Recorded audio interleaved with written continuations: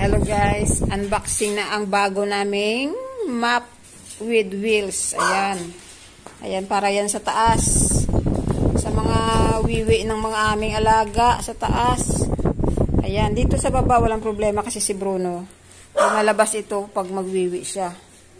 Ayan. Pag umakyat siya doon, pag masingot na yung mga wiwi doon sa taas ng dalawa, umiihi din siya doon. Pero dito sa baba hindi yan siya umiihi. Ayan.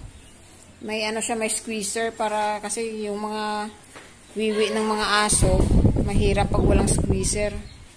Ayan. Ayan guys. So naka-sale siya ngayon. Kasi yung original price niya nito is saan ang price nito? Hindi ang presyo. Ayan ang brand niya, Gallery. Ayan, with wheels. Ayan yung presyo niya guys. Naka-sale siya ngayon, 50%. Ayan. So, yun ang presyo niya. So, malaking na-discount natin dahil 50% discount. So, ganyan siya guys. Ganyan yung bago nating mop with wheels. Ayan. Mop wringer with wheels. Ayan na. Para hindi mahirap pag mag-mop doon at saka hindi nakakatamad-tamad. Kasi mahirap mag-mop na walang squeezer lalo na sa mga wiwi ng mga aso natin. Dito sa baba, gumagamit ako ng gloves.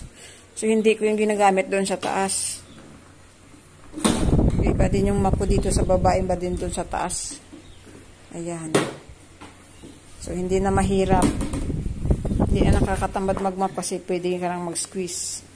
Yeah, simple na.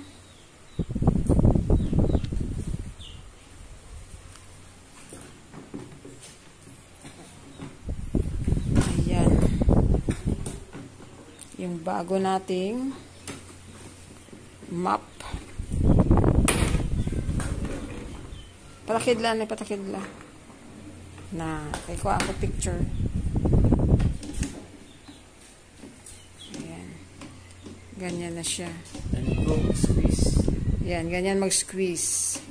At bumili din kami ng bagong mop head ng aming mop sa taas kasi luma, sobrang luma. Pwede pa tuwang sa babaw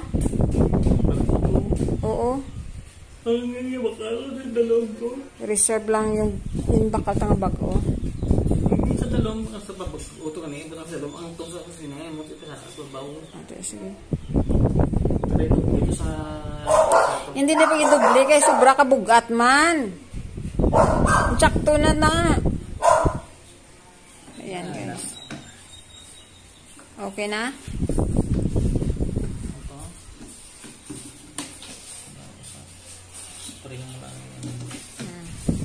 Paano pag bukto na na?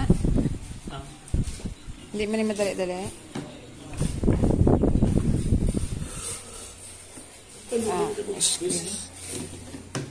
Okay na siya guys.